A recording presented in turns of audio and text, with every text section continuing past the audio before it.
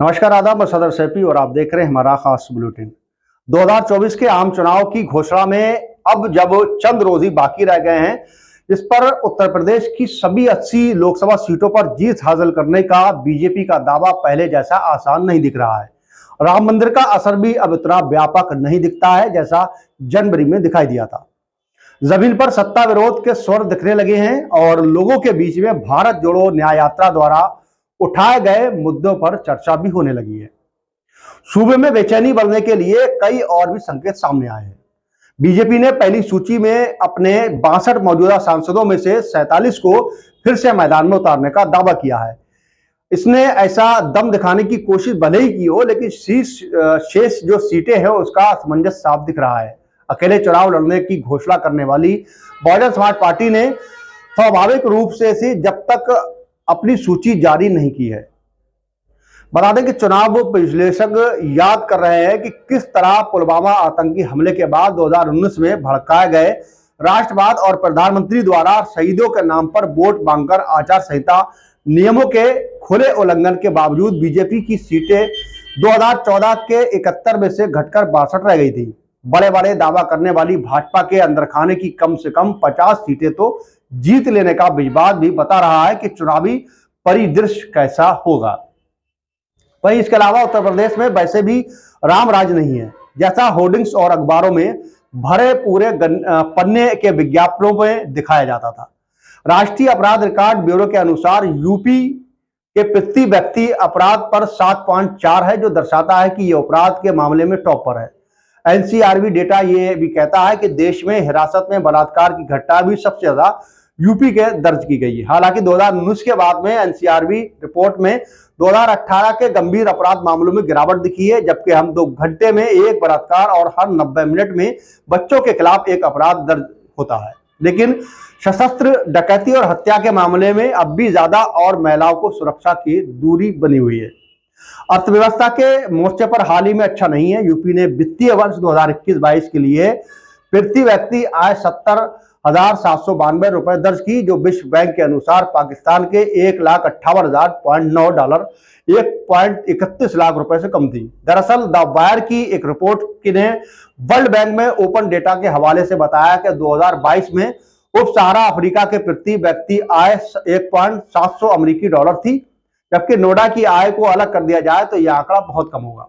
दरअसल तमिलनाडु के मंत्री पी सियागा राजन ने पिछले महीने इन दावों को फर्जी बताया था कि यूपी तमिलनाडु की तुलना में तेजी से विकास कर रहा है। आंकड़ों के हवाले से उसका दावा था कि उत्तर प्रदेश आज से भी तमिलनाडु की अपेक्षा ज्यादा है, तेज दर में बढ़ना शुरू कर दे तो वह गति बरकरार भी रखे, तब तमिलनाडु के बरकरार पहुंचने में उसे अभी 64 साल और लग जाएंगे।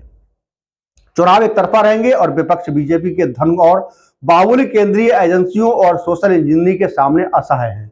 यह धारणा भी ये जमीनी स्तर भी पहले जैसा नहीं रह गया। एक स्थानीय कांग्रेस नेता का मानना है कि हम आर्थिक और संगठनात्मक रूप से कमजोर भले हों, जमीन पर बीजेपी की तरह दिखाई ना दें, लेकिन सही उम्मीदवारों के चयन, जनता के बीच व्यापक अभियान और मीडिया के जरिए संवाद की चाबी हमारे पास है। हमें लोगों को मजबूती से बनाना है। जो बात लोग मानते हैं, बीजेपी चुनाव जीतना चाहती है जबकि कांग्रेस शासन चलाना चाहती है। पश्चिम में से पूर्व यानी मेरठ, मुरादाबाद, संभल, अमरोहा, बदायूं और अलीगढ़ या आगरा, कानपुर, जौनपुर और यहां तक कि गोरखपुर में भी जाए तो मतदाताओं की चिंताएं हर जगह समान है।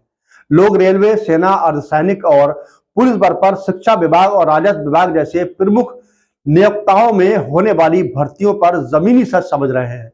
युवा बेचैन है और उसे वाजिब आश्वासन का इंतजार है। वही यात्रा में राहुल गांधी को सुनने के लिए लोग उमड़ रहे हैं। वही सुना है कि वो सुनना चाहते हैं। हालांकि बिजनौर के ओम प्रकाश सिंह राणा मानते हैं कि ये काफी नहीं है, कि वह कहते हैं कि राहुल गांधी और इंडिया गठबंधन को एक समाधान के बारे में बोलना चाहिए, क्योंकि समस्याएं तो सबके सामने हैं। वह इस बात पर जोर देते हैं कि उन्हें अब इंडिया गठबंधन के सत्ता में आने का, अर्थव्यवस्था को पुनर्जीवित करने का, रोजगार पैदा करने और सभी क्षेत्रों के संकट को दूर करने का आश्वासन देना चाहिए। ऐसा भावना आम है और लोग कहते हैं कि इंडिया गठबंधन को अपने घोषणा पत्र में हमेशा की तरह वादे करने के आगे बढ़कर और बहुत भी कुछ करने की आवश्यकता है। और भरोसा दिलाना होगा कि मौजूदा सरकार के खिलाफ वोट देने से ही नकारात्मक और समयबद्ध बदलाव होंगे और उन्हें ये उम्मीदों को लोगों तक पहुंचाने की आवश्यकता है। लंबे समय से सक्रिय और 2004 के चुनाव में महाराष्ट्र के एक रिपोर्ट्स करने वाले एक पत्रकार भी इस बात से सहमत हैं कि महाराष्ट्र में मैंने हर कांग्रेसी नेता को सड़क पर लोगों को संबोधित करते देखा था। कभी कभी तो सिर्फ 50 ही लोग होते थे, लेकिन सब सड़कों पर थे। इस बात पर वे आश्चर्य जताते हैं कि हमने यात्रा में केवल राहुल गांधी क्यों दिखाई दिखते हैं, कांग्रेस नेता सड़क पर निकलकर लोगों से सीधे संवाद क्यों नहीं कर पाते हैं। वही नौकरी की तलाश में जुटे एक आदिल की बात निश्चित रूप से सुनी गई थी, जिसने कहा था कि इस समय देश में एक भौकाल चल रहा है और लोगों को, युवाओं को नौकरी के नाम पर सिर्फ ठगा जा रहा है और देश का करोड़ों युवा जो है सड़कों पर खाली फिर रहा है। इसकी जिम्मेदार पूरी तरह से भाजपा सरकार है।